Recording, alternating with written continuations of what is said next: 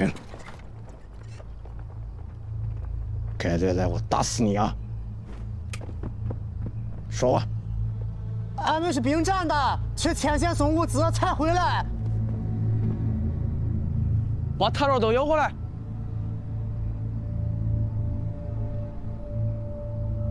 哦，是李队长，怎么才回来呀？皇军把八路赶到山来去了，太远了。哦，等着，我给你们开城门去。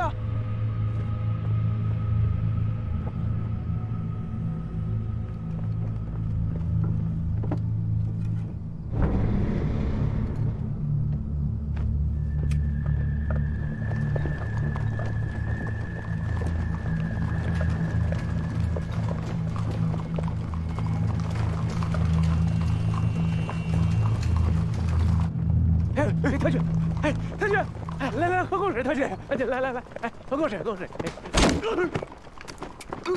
别动，对，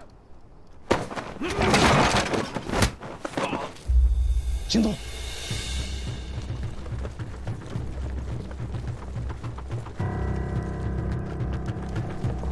别动，往前方向，快动！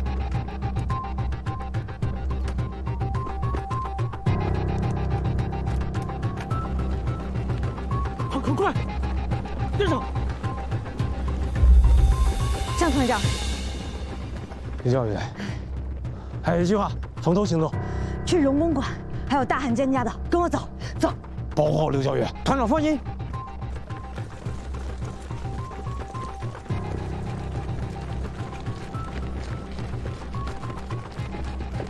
带路去兵站。哎，好，长官长，别急。哎，太君。张大队，到！给太君们表演一段山东快书，助助兴。好，能不能先从说两句啊？说的不好别见怪啊。当了个当啊！闲言碎语不要讲，咱表一表山东好汉武二郎啊！这武僧学拳到过少林寺，功夫练到8年上啊！好，江团长，打电话问问什么情况？是。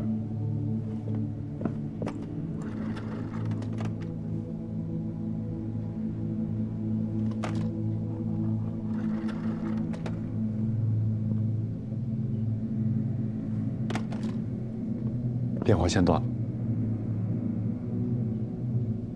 真他的是你不兄弟摩托嘞！团长，去看看嫂子孩子。不管怎么，他们能保护自己，保护太君。是，太君，外面太危险了，安全起见，让士官先走。嘿，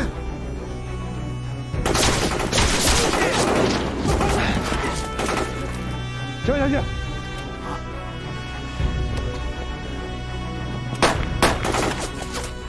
上去！哎，混蛋！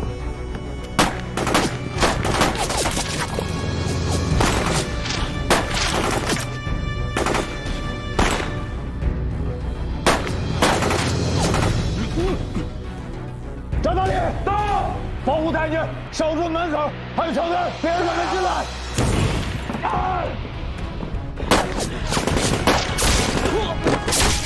手机，小李太君，外面太危险了，不能出去。好きだ。いつに戻るんだ。危ない！还是你吧，他看还是小队长，走就出去了。小李太君，快走！哎呀，这个臭小子！一连长，走！差不多行了，再装翻车呀！啊，赶紧撤离！在。还有剩下的物资和弹药全部销毁。在。哎，那手上能拿的，身上能装的，尽量装，明白吗？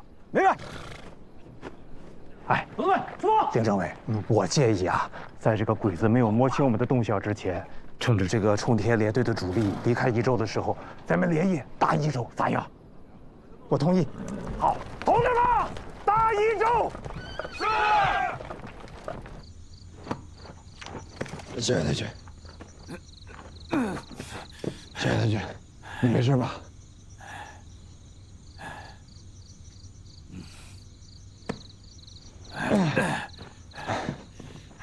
太君，没事吧？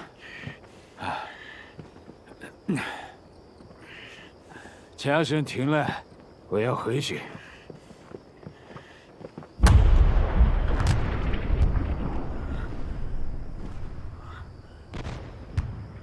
しまった。そこは総統部隊の兵隊だ。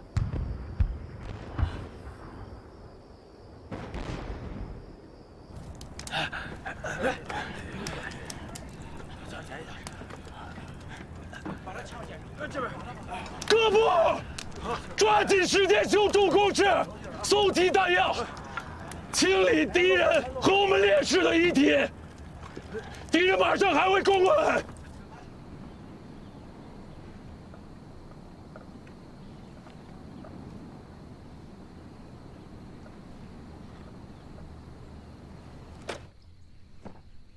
校長の連絡途切れだ。何かあるかな。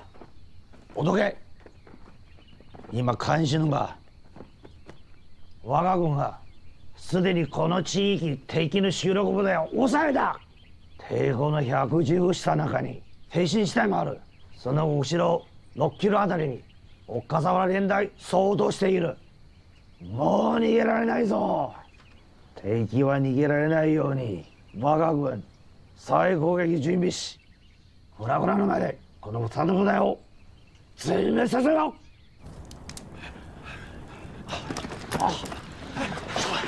周围，范总，没事吧？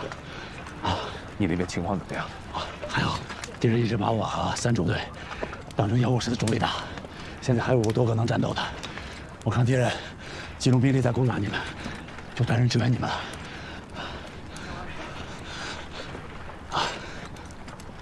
弹药快打光了，后面的地形也不利于坚守，我们已经退无可退了。坚持到今天晚上，我们必须分散突围。城里那边怎么还没动静？我估计湘军他们已经动手了，只是鬼子现在还舍不得放弃对我们的攻击。好，我します。好嘞。黒木、なんで来た？昨夜、敵の主力部隊は工場に攻め込んだ。留守部隊は全員戦死。警備の4中隊、救護中隊、警察部隊は搬送し、総統作戦の臨時兵隊も爆破され、武士を全てを失い、軍用無線機と郵便局も。その話。校長と敵はもう停滞した。小野隊と長次兵は残りの兵力を集まって防空に投入した。今支援してほしい。敵の人数、番号、どこにいた？敵は1000人以上と推定されて、115番の同立部隊と挺身したの強盗作戦だ。今行方不明でした。あれね。お前ら追いついてけえの！我が軍は本質何者だ！村田長官、私は調べたけがみんなそう言います。調べたって？お前は戦場にいなかったの？とんでもございません。小野隊と長次兵も見てなかった。この件についてはまた報告します。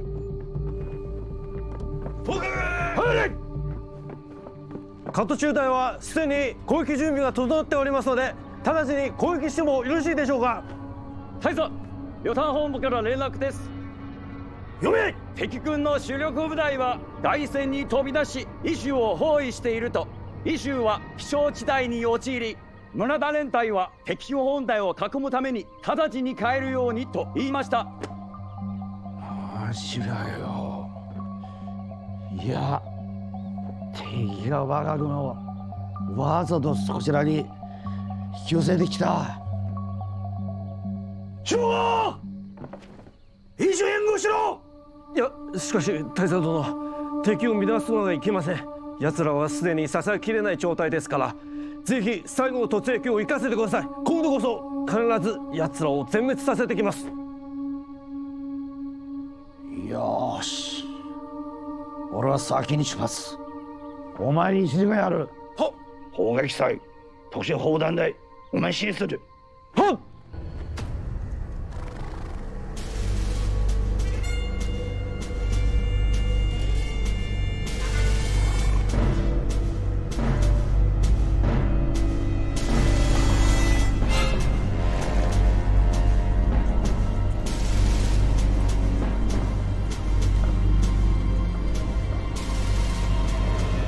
现在怎么没有火力准备？快，通知中队长，敌人上来了。是。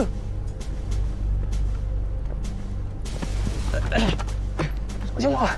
鬼子上来了，注意应变，把鬼子放进来打，瘸子的。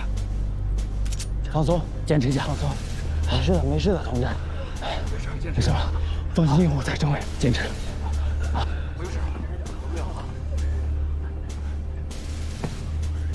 好点睡。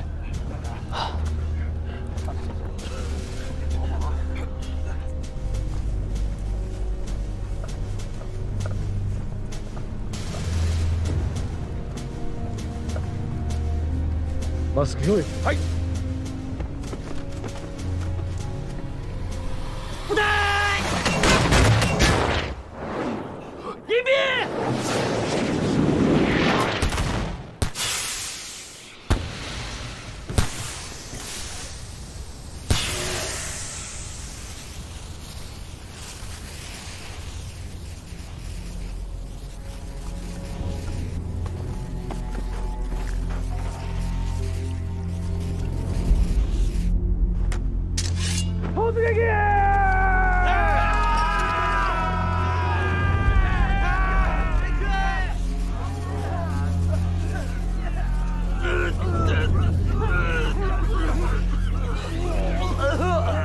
不好，敌人使用了毒气弹，预备队用视毛机护住眼睛口鼻，跟我上，快！魏成员，在，给我准备视毛机，救助前沿阵地的中毒的同志。是。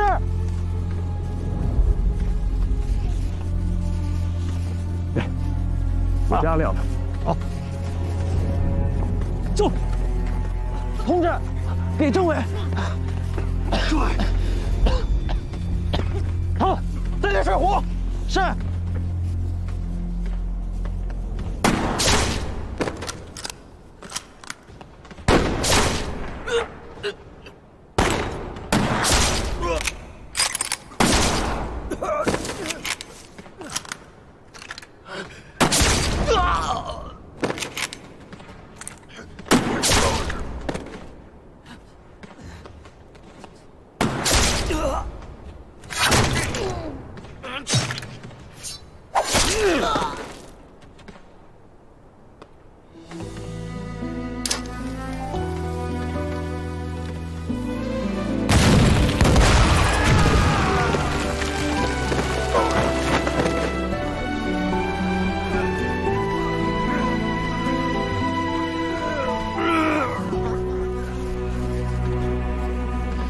这片河山故事长，我书卷未顿无家乡，麦田边槐树下，梦随风扬烽火，中我只能硬币为枪。下响起我熟悉的窗，娘给你的期望，世间人的墙，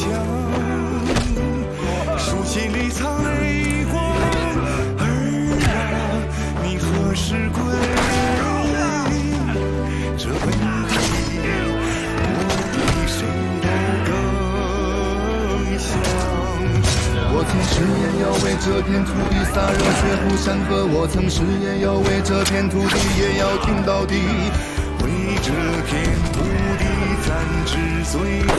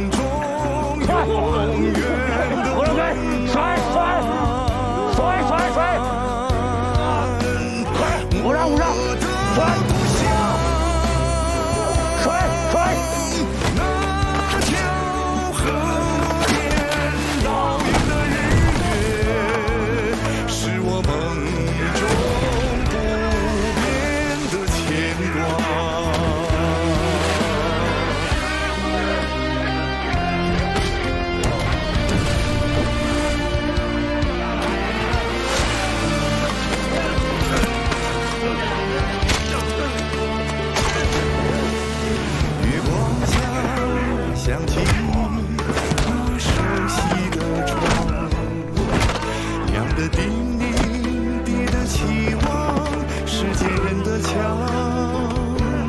书信里藏泪光。儿啊，你何时归？这问题我比谁都更想。我的故乡，那升起的炊烟，是我心中永远的温暖。我的故乡，那条河边倒映的日月，是我梦中不变的牵挂。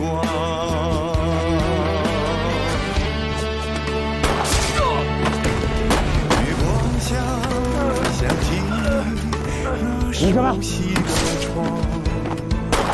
我的叮咛，你的期望，世界人的墙。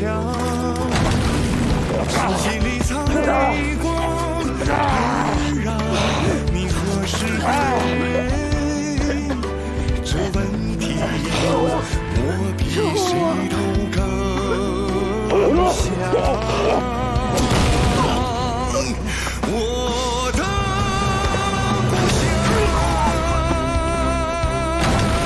那条河边倒映的日月，是我梦中不变的牵挂。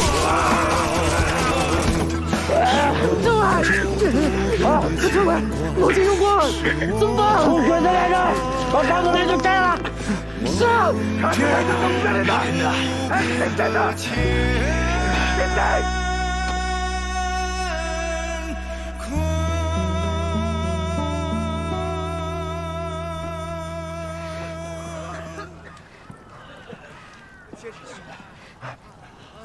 没事吧？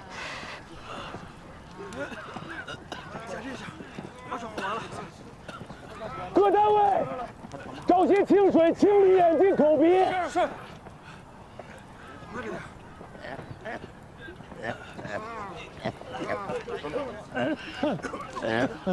老周，你怎么样？我给你口罩呢。没事儿，没事儿。副支队长，政委把口罩给我了，怎么能随便拿首长的口罩呢？你别批评他，我没事儿，我原来肺就不好。副支队长，副支队长，讲，报告副支队长，山下日军全部撤退了，返回县人方向。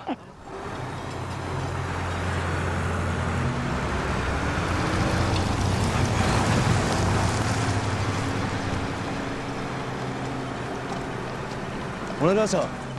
徹底的に敵を照らさないで実に小し、敵の牽制は待たるからすぐに回復できるんです。いや俺は旅団の命令に従わないと。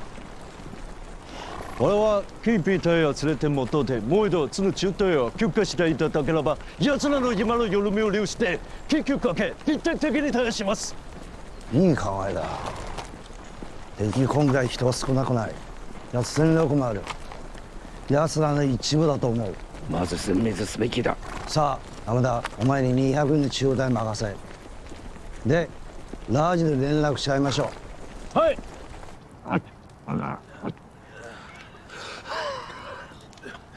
部队清点完毕了，损失太大。600多人，3个中队，现在就剩200人，只能编1个中队了。武器弹药也剩不多了。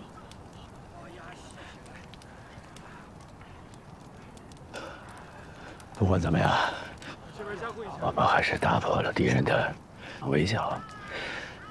我估计向前他们已经得手了。不管怎么说，我们的4中队还是完整的啊！就这么拉抽屉似的反复，我们什么时候才能组成一支正规的兵团，跟日本人较量一下？怎么，泄气了？不是泄气，我着急。现在正面战场也没有多少收复失地的好消息，以后呢，又是这样，我真不知道什么时候能把日本人彻底赶出中国。汶池旧战，你不是都看过了吗？里边的很多观点，你也都赞同。现在就是最艰苦、最漫长的相持阶段。没事吧？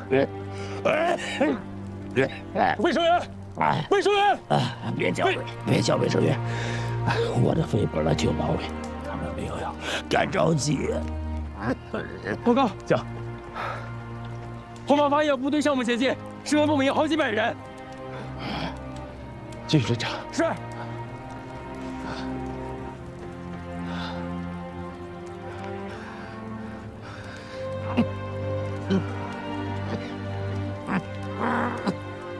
兄弟们，向后方做好战斗准备。敌人这次是真的撤退了，我看应该是被独立团给打疼了。我现在就是在担心老周啊和白松他们怎么样了。你是担心敌人达到了作战目标而撤退的？我看不像，他们走得很匆忙，而且日军没有乘胜来打咱们。但愿挺进支队安全吧。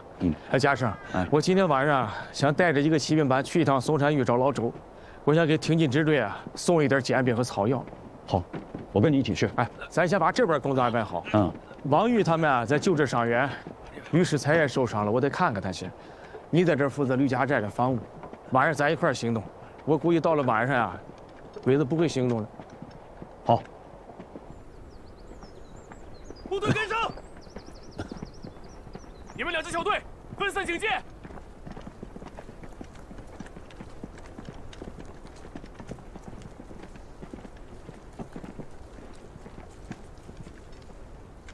这位是刘公子百松副支队长吧？是的，我是刘百松。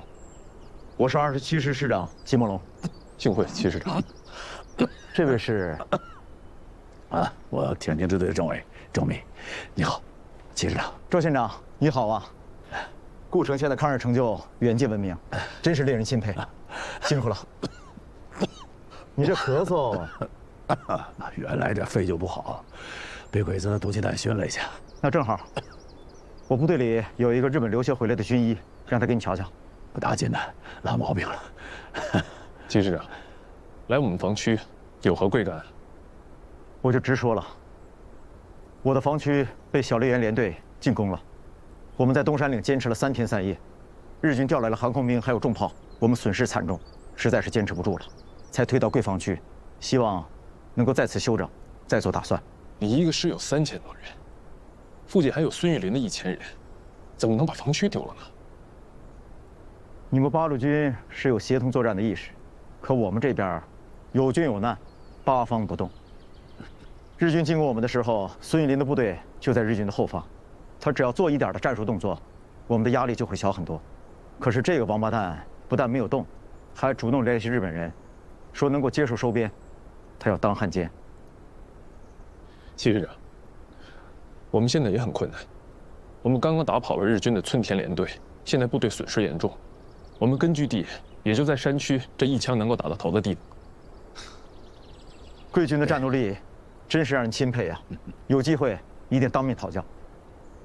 百松副支队长，周县长啊，我们现在真的是非常困难，战斗人员800人不足，还有100多都是女眷跟孩子，我们已经是走投无路了。可是白总，要么这样吧，让齐市长他们暂时安顿在松山峪，我们回白石村。可是白石村的防御条件远不及这里，我们部队损失严重，万一日军要是……白石村的地形我们熟悉，而且群众基础也好。提高警惕，多派巡逻队，及时发现敌人的行动，我们还是有办法的。齐市长他们不熟悉地形，还是把松山峪让给他们吧。这个感谢贵军，感谢贵党县政府的大度，你们为了抗日，真是不分彼此。等我安顿好，一定当面致谢。好。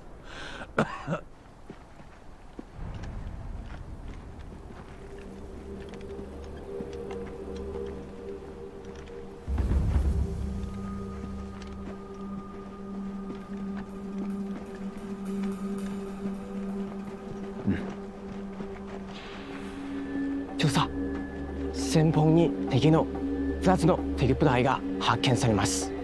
2つ？1つは天津市での戦闘で200人以上です。今は白石村に向かっています。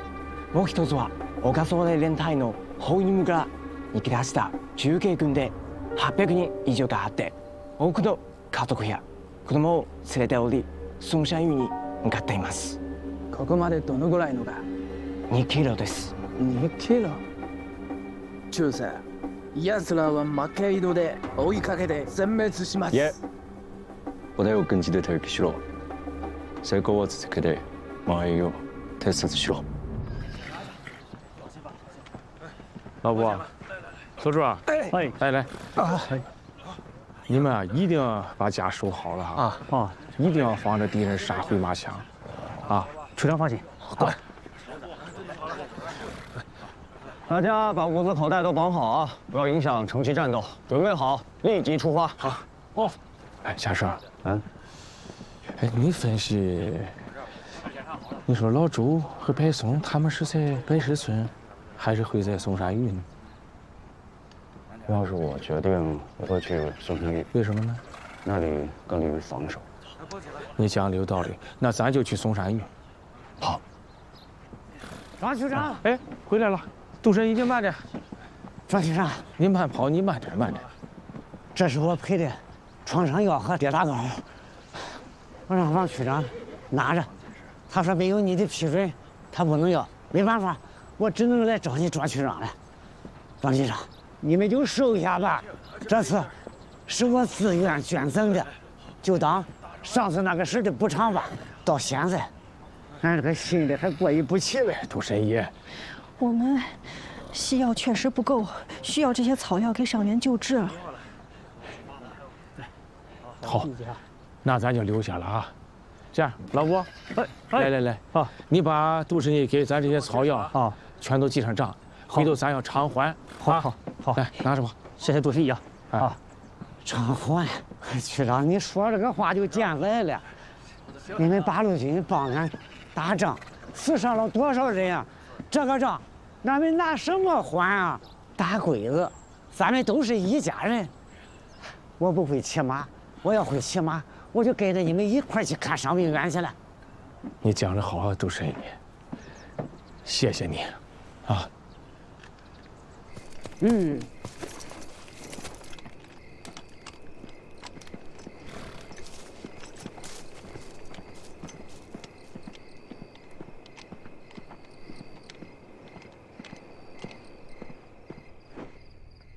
就是白石村も合意しました。村の西と南2つの工事に敵の班が1つがいる。攻撃部隊準備をされました。松山峪から頼りがあるか。通信の報告では有利の地形が確保され、いつでも反砲開始できます。今回は夜間基地を仕掛けるんだ。部隊は待機して市中まで午前2時。他の準備をせずに白石村と工事員箇所奇襲しろ。はい。松山峪はどうですか？彼らに伝えろ。女性は言ずに松山峪を砲撃して大規模攻撃の捕虜をしろ。驚かせてやれ。白石村奇梦农の増を阻止しろ。はい。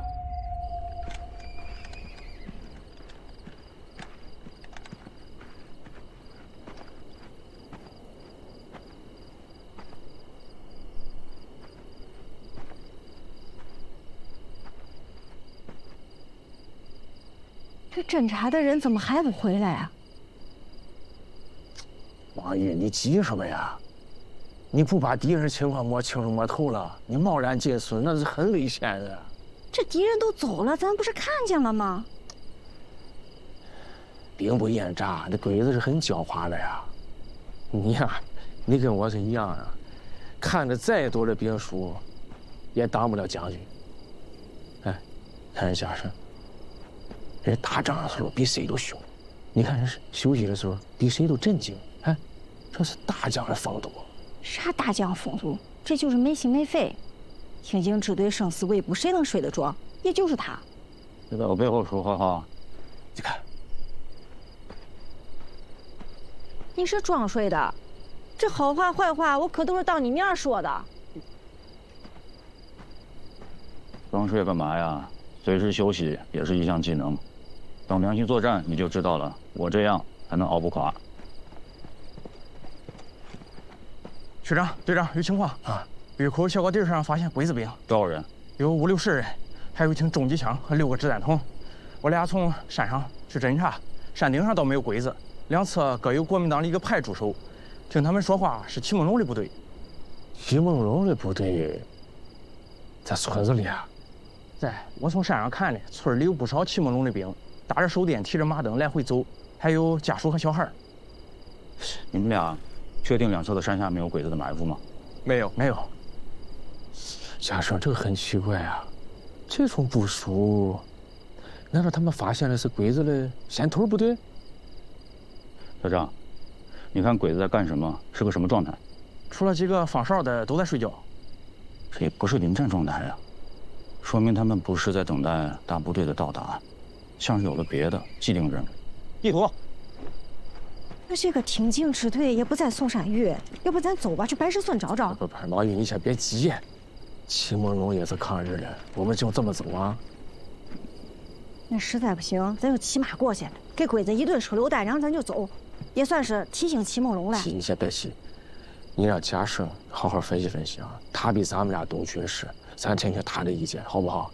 家生，你给分析分析，什么情况呢？是这样。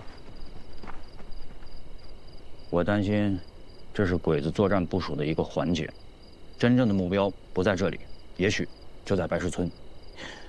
这支小队呢，是用来阻止齐梦龙去增援白石村的。你有什么想法？如果敌人的目标真在白石村，那咱们挺进支队还有敌人的主力一定在那边。从这边敌人休息的情况来看，他们早就进入阵地了，而且白石村也肯定被包围了。他们只是在等待一个合适的时机开始行动。我们这10几个人打过去，能帮挺进支队早点警醒，但不可能帮白石村解围。简单的说，敌人要怕什么，我们就得干什么。家生，你的意思是说，我们先去救齐梦龙，然后让他去救援白石村？对，区长一点就通。从敌人的兵力部署来看，他们的兵力并不充足。所以才只布置了一个家庭小队来对付齐梦龙。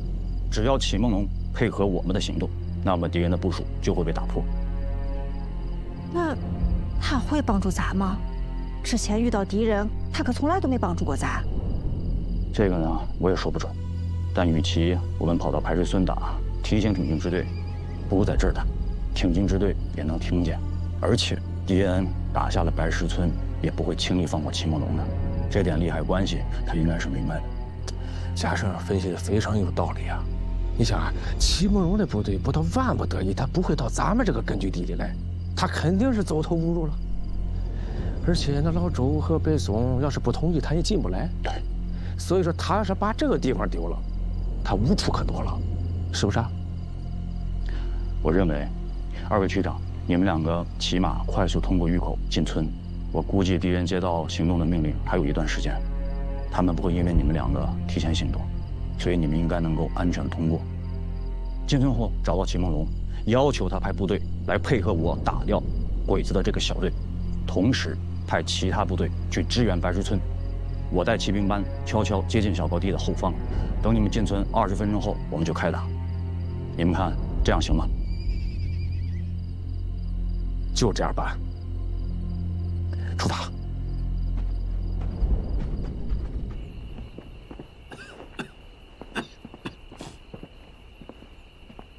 周政委，巡逻队发现敌人。什么方向？敌人有多少人？具体兵力不详，但现在已经把村庄包围了。但是他们一直没有行动，我估计他们的兵力不够雄厚，想趁我们睡着之后发动进攻。你打算怎么办？我派人加强了2个小高地的防御，只要这2个小高地在我们手里，敌人很难打进白石村。而且现在我把所有的部队集合，叫他们准备作战。现在就看秦某了，要是他能从敌人后面戳他一刀，我们就能打败这股敌人；否则，我们只有分散突围，趁夜间走了。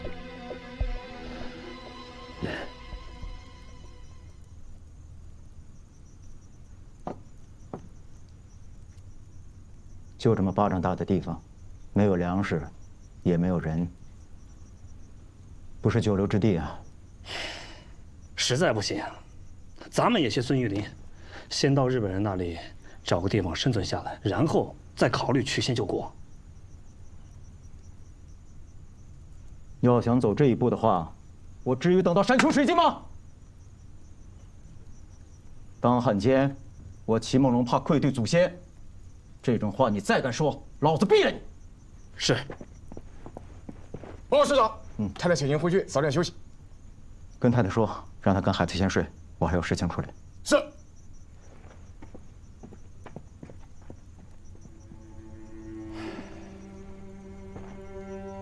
女眷、孩子，平日里都是咱们的宝啊，可战时就成了负担。要不是因为这些家眷，咱们还能冲出来不少的弟兄。哎，你说共产党怎么没有这样的负担啊？我倒是挺佩服他们的军纪，就这样住在村子里，也没有欺负妇女的事情发生。哼，着实是令人佩服啊，纪律严明。报告师长，说共产党故城县1区的区长和副区长求见，说是有紧急军务。有请。是，里面请。哎，齐师长，我是1区的区长庄西峰，这是副区长王玉。你好，二位久仰大名啊，不知二位到此有何贵干呢？哎，我先问一下，齐师长知不知道我们的挺进支队到哪里去了？知道，来，你看，他们现在在这儿，白石村，松山峪是周县长让给我们临时驻扎的。哎，那就好了，那就对了。多亏了周书记啊。情况紧急啊，我就直接说了啊。我们本来是带着一个骑兵班去找挺进支队，意外在咱这个村的村口发现了一个日军小队的埋伏点，所以现在我们估计啊，日军的主力部队就在这个北石村。村口这个日军埋伏的这个点儿，就是为了阻止你们去支援北石村的。所以现在我请求齐师长立刻调整部队，干掉村口这个埋伏点儿，同时出兵去支援北石村。师长，我认为现在我们的当务之急是应该立刻加强两侧山峰的兵力，这样才能确保安全，让我们进退自如啊！哎，这个我们已经侦查过了，在这2个山头上没有日军驻守的兵力，只有我刚才说的村口那个日军小队埋伏点。我们的骑兵班现在已经悄悄地摸到了敌人的后方，他们随时可以发起攻击，配合你们的进攻。你说的这个日军小队很有可能是他们的先头部队，在等他们的后面的大部队。师长，我们现在可只有800人呀，而且还有家眷，自顾不暇呀。我认为我们现在应该立刻派2个连上山，坚守两侧山峰，这样才能阻止日军进入松山峪，关键的时刻，我们还可以沿着松山峪向后山撤退。我们从敌人的枪口底下跑来统治你们，可你们呢，只想着自顾逃跑，还是不是抗日的队伍了？王宇，你还别急，咱们这个事儿让齐师长你自己考虑一下。师长，咱们可就剩这点家底儿了。齐师长，二位区长，不是我们不愿意出兵，而是现在我们弄不清楚日军的虚实啊。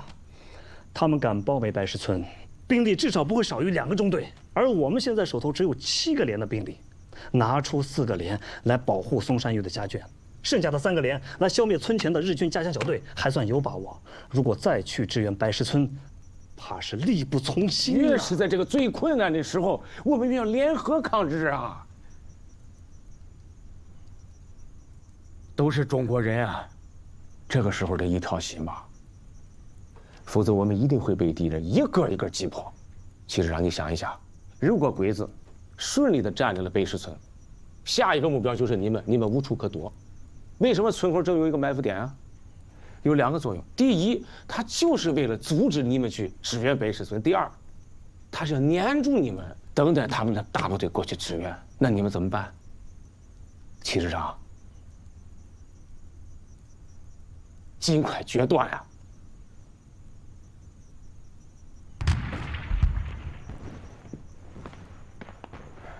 齐师长，你听见了吧？我们的部队跟他们已经干起来了啊！现在鬼子可就在村口这儿。齐师长，别再犹豫了。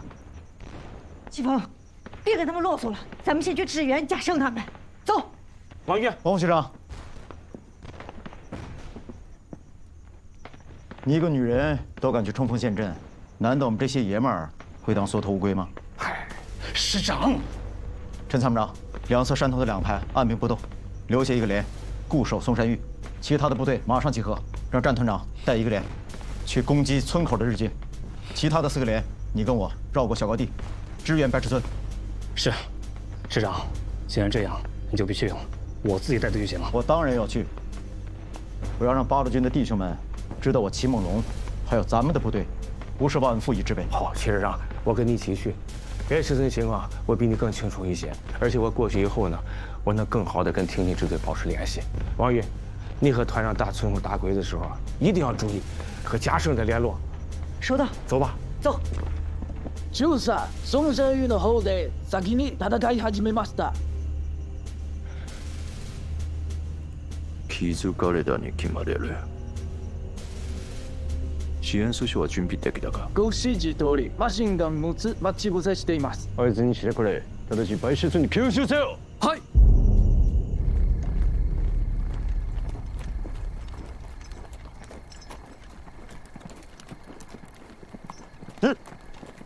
卫兵，到！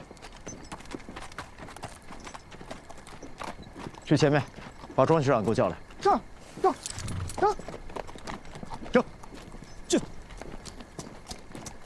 就，走，就，齐师长，你找我。庄学长，松山峪已经打仗了，白石村的敌人不可能没有警觉，你一个人走在前面太危险了，跟我们一起走吧。停止前进！什么情况？报告师长，前方遇到敌人阻击，前排伤亡惨重。有多少敌人？人数不多，大概有1个小队，但火力很猛。师长，是不是中了埋伏？埋伏什么呀？周围早都打起来了。我看他们这兵力不足。前面人，排1个排，迂回到敌人后方，迫击炮占领射击阵地，给我狠狠的打！是，所有人集成队，跑步前进！是，快！是，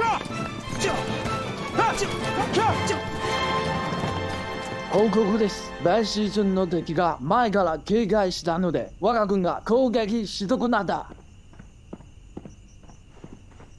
長官、チムゴン軍が増援部隊に猛烈な攻撃を加え、小松隊長から応援要請を頼まれました。小松に伝えろ。最後まで戦い、半歩も立ち退くな。はい。酒井。はい。命令、白石村の敵を激しく砲撃し、各隊の停滞を支援しろ。寸頭区の方に向かおう。はい。子秀。は。旅団長に電報で我の第二作戦計画を指示して快速部隊を派遣してください。孙玉玲、李少腾、杀手库行動開始。以上。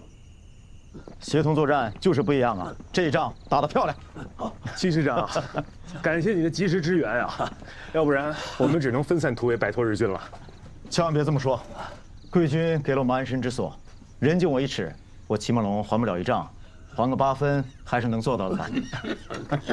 周书记，老周，你这戚师长，你过谦了。周书记，喝点水。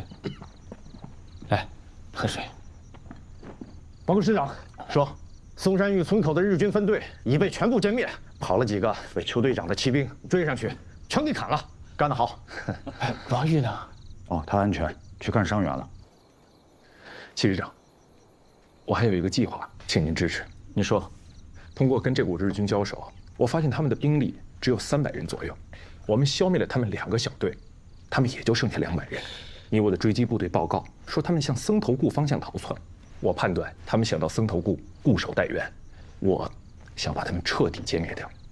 因为据了解，这股日军的指挥官就是山下聪。僧头固的地形我知道，都是一些起伏波大的小山丘，易守难攻。要是让日本人抢先到了那里，我们很难攻上去。万一他们的增援部队到了，我们会很被动。戚师长，这个地形我也知道，但这恰恰给我们提供了一次机会。我有一个骑兵排，一直没有舍得投入战斗。区小队有一个骑兵班，不知道戚师长您能否再提供一部分骑兵呢？凑一个骑兵排应该不成问题。那太好了。据了解，这股日军都是徒步行军，我们就把这70、80个骑兵派出去，抢先占领僧头固，然后把山下聪阻挡在平原地带，集中所有兵力，用最短的时间把他们全部消灭掉。柏松副支队长不愧是中央军校的高材生啊！你这个计划我同意，机不可失，时不再来。詹团长，好，6个连1个骑兵排都交给你，统一听柏松副支队长的指挥，打好这一仗。我向鲁苏战区还有军事委员会给你们请功。是。感谢戚师长的信任与支持，我兵力4倍于敌，这功劳我们答定了。邱家胜，到，所有骑兵由你带领，务必抢在日本人之前占领僧头固。是。周周，周书记，喝点水。你喝点水。周军长，你怎么了？要你老赵，周书记，周书记，老赵，周书记。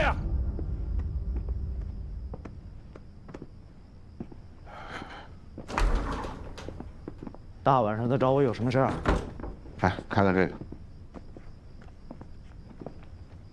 山下聪让我以皇协军第7团的番号，配合李少棠的第5团，占领松山峪，彻底消灭齐梦龙。如不服从，明天就派飞机轰炸他们。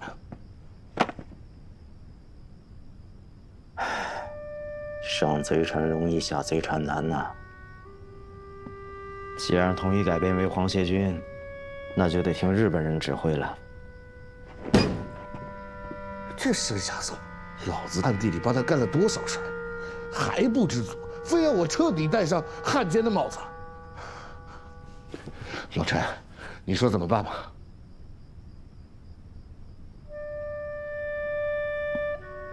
答应他吧。答应他，要不然咱们全完了。不过咱们得留条后路，我不跟你去，反正日本人也不稀罕我。这样，我带着专属保安队的110来人，你再给我700人，我们离开，还是打着新七师的牌子，还跟鲁苏战区领饷。等时机合适了，你再回来。师长的位置我给你留着。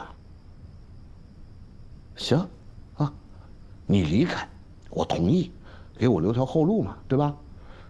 可是你这又要番号又要人的，是不是有点趁人之危了？你给了人，给了番号，我将来才好为你说话呀。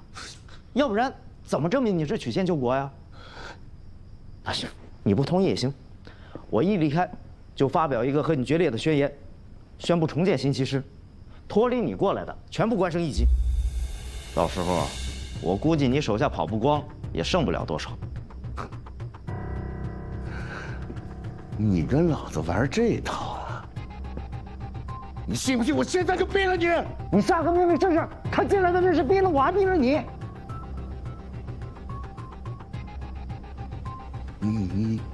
你把他们都收买了？收买？用不着那么破费吧？你天天花天酒地玩女人，从来不管部下的死活。我不过是帮他们解决了该解决的问题。还有，你知道新骑士有多少人不愿意跟你当汉奸吗？要不是我听你解释，你脑袋现在还能在脖子上吗？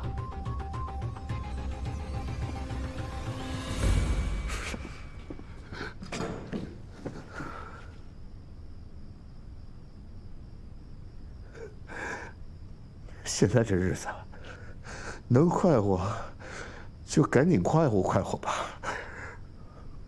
谁知道还能不能看到明天的太阳？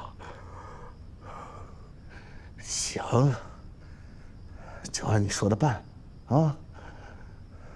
对了，你把那几个要抗日给我带走，省得以后在我背后开黑枪。咱们俩也共事那么长时间了，我也替你考虑了。走的人多了，日本人那边不好交代；那走的人少了，国军这边也不好交代呀。1800人，我要700，你还剩1000多，大头还在你那儿啊。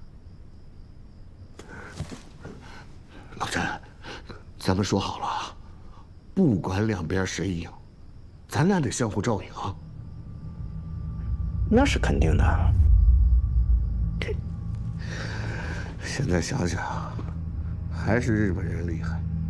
这帮精卫也不喊我，不说别的，就说这法币吧，跌的都不成样子，还没人日本军票好用。我看这日本人垮不了。这你就不懂了。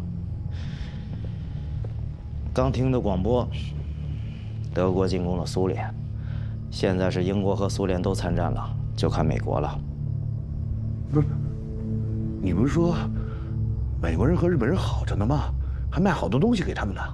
此一时彼一时啊，走着看吧。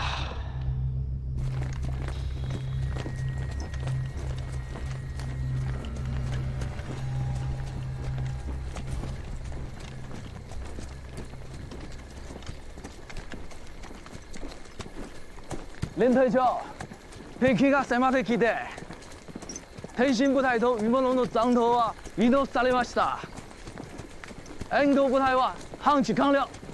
命令、素早く戦闘庫へ向かおう。はい。長官、敵の騎兵部隊が約70人現れた。ライフルの射程距離以外で先発部隊を乗り越えた。その遠くへ急ぎました。敵の指揮官はよくやったねこのイボ。が運命は変わらんぞ。我々の経過はどうですか？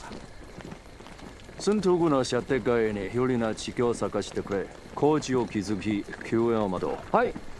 足で進め。はあはあ。师长，师长，怎么了？孙玉林的部队从前面打过来了。这个卖国贼，他居然公然投敌！他们有1000多人，手里有迫击炮，还有重机枪。我们的部队人数太少，很难守住。他还叫嚣着要让我们投降，接受驻兵。命令两侧山头2个排，不惜任何代价给我坚守1个小时。是。留守的一个连马上集合，掩护架舰向后山撤离。是。带上周县长还有他的警卫班，别忘了告诉刘柏松还有战团长，敌人有可能是调虎离山，马上撤到山区。是。敌人放弃占领省头部了。不光是放弃，还避开了我们的火力。我们在这里对围攻的部队起不到任何的作用。我们赶紧下山去参加战斗吧。虽然说我们在这里不能支援对山崖村的围攻，但是我们可以扼守公路。2位局长，我现在非常担心这是山崖村的阴谋。先生，你具体给说一说呀。你们看啊。那不远处就是一条公路，这条路应该是通往金浦铁路线的。如果敌人从那边调集快速部队，很快就会抵达这里。而我们呢，要是离开了山区，那敌人一旦进攻咱们，咱们几乎是无处可退的。咱们宁可呀，把单向松想的是更狡猾、更阴险才行啊！我之前听向前跟我说哈，派一部分部队啊缠住我军，再用远处的快速部队突袭，这是日军的惯用战术。对，如果这是单向松的计划，那么他就是打算调虎离山，彻底消灭我们和齐梦龙的部队。于先生，现在又怎么办呀？军事上我们听你的。这个骑兵在山上呀，起不到应有的作用。我打算只留下一个班，在下面那个小高地做疑兵。我呢，带着大部分人隐蔽下山，埋伏在公路边的树林里。如果敌人真的派快速部队来了，我们就等他们刚下车，立足未稳，冲杀出去，给大部队争取撤离的时间。所以麻烦2位区长下山去找柏松，建议他一旦不能迅速结束战斗，就主动及时撤离。其实北松啊，不是考虑不到这些风险，他就是太想灭掉单向松了。好不容易给困住，你让他撤出来，这对他很困难。我去说也不太合适，他总是觉得我是一个不懂军事的人，他不喜欢我在这指手画脚。王玉，你去说合适，我觉得效果会更好。白松有能力，也比较自信，但是他聪明，能辨出对错，私下说也许会好一些。这骑兵班你给我留下吧，我在山上坚守，好不好？行，齐峰，我呢跟你留挺机枪，配合我们在山下攻击敌人。好，但是记住啊，看到我们撤离，你们一定要跟上。好。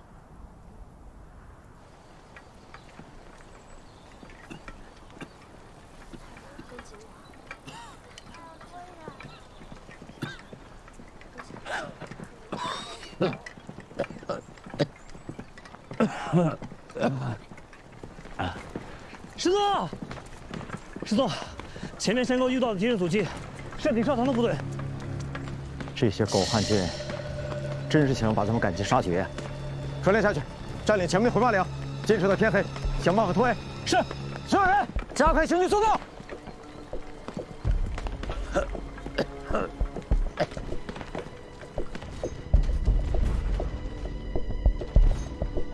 派第2梯队上去，一定要把鬼子打下去，突破敌人的防御。同学，到，打信号弹，干！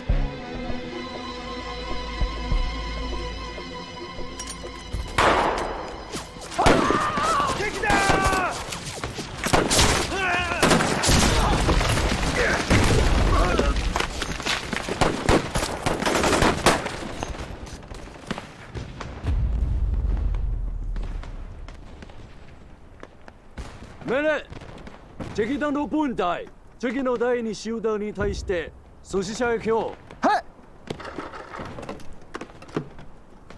敌人部隊、回来！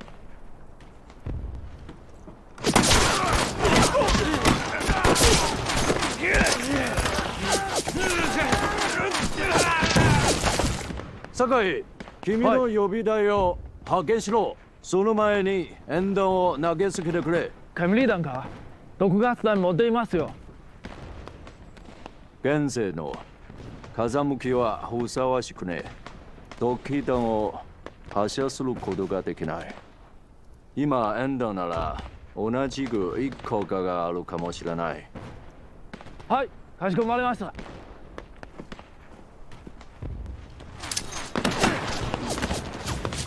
毒气弹！毒气弹，快撤！快撤！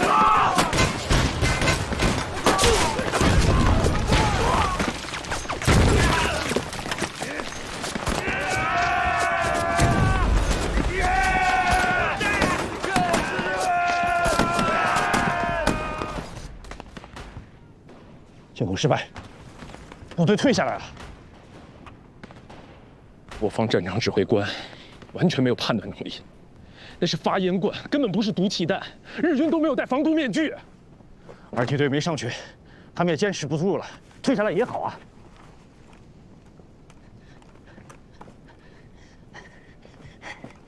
大宋，王玉，你怎么来了？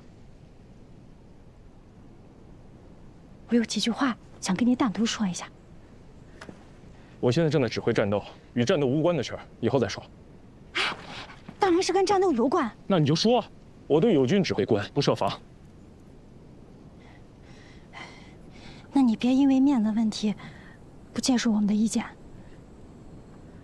我不接受你们的意见，就是要面子。快说吧，我还马上组织战斗。我们在森头谷看了地形，旁边有一条公路通往津浦铁路线，我们担心敌军在那边调集快速部队来围攻我们。我们离开了山区，很难组织撤离。如果不能快速的消灭山下丛，我们建议主动撤离。说完了，多此一举。这个风险我早就考虑过了，我已经派了观察哨严密观察那条公路。你回去告诉邱家胜，僧头谷没有用了，叫他回来，带着骑兵队参加对山下村的战斗。刘副支队长，对方的建议值得考虑啊。白松，啰嗦！王宇，执行我的命令，这次谁也别想动摇我的军心。马上组织部队，发动进攻。都打起精神！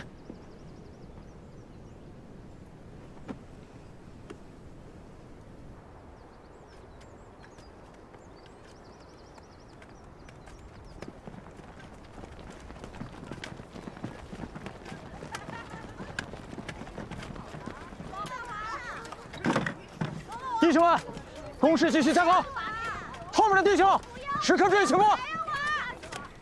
谁家的孩子呀？带回去。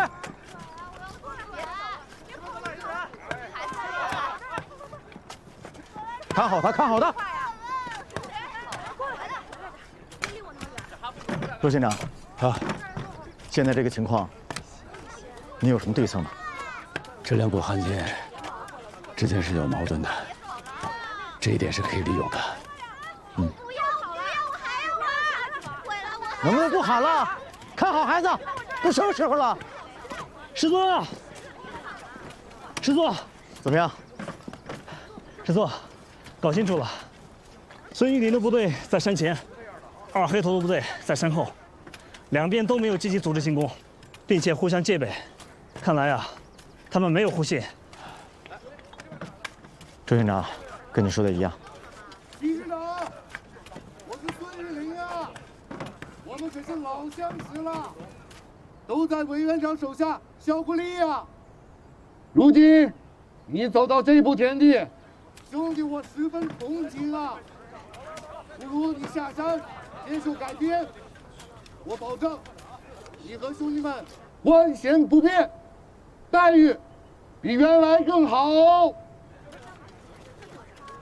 徐师长，你别听那孙胖子放屁，日本人才让他当个团长，他能让你当上师长？你呀，还是过我这边来吧。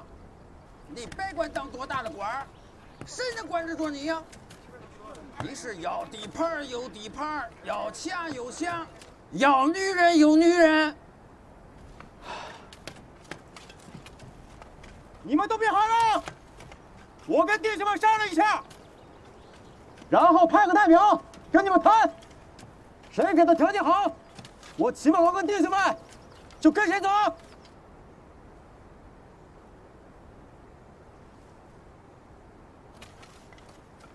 周县长，你们共产党够意思，收留了我跟弟兄们，可现在我真的是走投无路了。带着这些家眷，我没法打。但是你也别误会。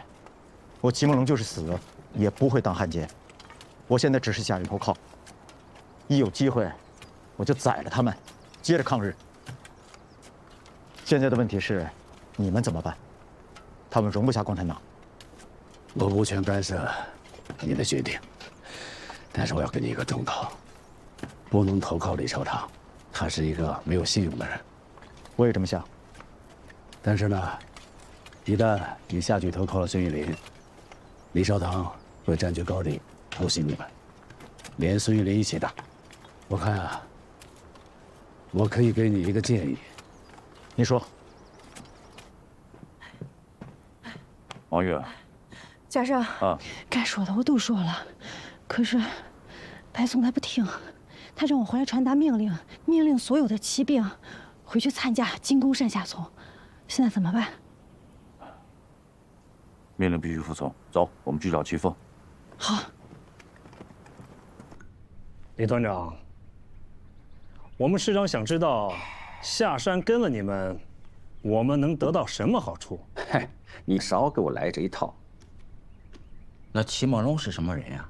啊，他是官帽子堆里出生，金银窝子里边长大，经过讲武堂，蒋介石那老头子亲授的将军。他能跟我这个绿林好汉？我们师长啊，请您放心，他绝不会投靠李少棠。这个李少棠啊，他就是个土匪，毫无信用可言。就是啊。不过呢，孙师长，你要知道，我们要是下山投靠了你，他李少棠肯定会从后面跟上来，占领我们的制高点。我说你们是不是和孙玉林那老小子一起算计我的吧？这，嗨，李团长，哪有的事啊？你是不知道，我们师长最恨的人就是孙玉林了，都驻扎在同一个防区。在我们跟日本人鏖战的时候，这个孙玉林他不但不帮忙，他还背后捅刀子。我们齐师长综合考虑了，他说，先派少量人员护送家眷下来，部队呢坚守回马里。这还需要你孙师长派出部队从山下绕过去袭击李少棠，等咱们一起把李少棠打跑了，那个时候啊，我们才能踏踏实实的下来投靠你孙师长啊。你别跟我耍心眼子，你还嫩点儿。老子干事就看划算不划算，这天下的事都是买卖。今天这个买卖，我看不上，我感觉要赔本儿啊。好，那李少棠早就想收拾这个王八蛋了。你们在高处火力支援，我派部队过去，一定能干翻他。那。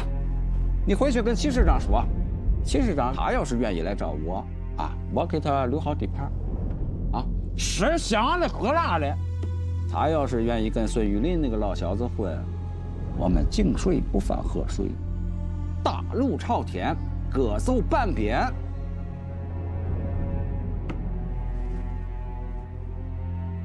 怎么样？我这样够意思了吧，李团长？您的意思是，您要撤？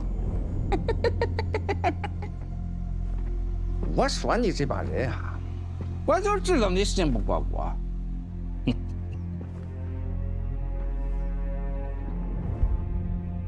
过半个钟头，你派人来看，我要是剩一兵一卒，我李字到这写。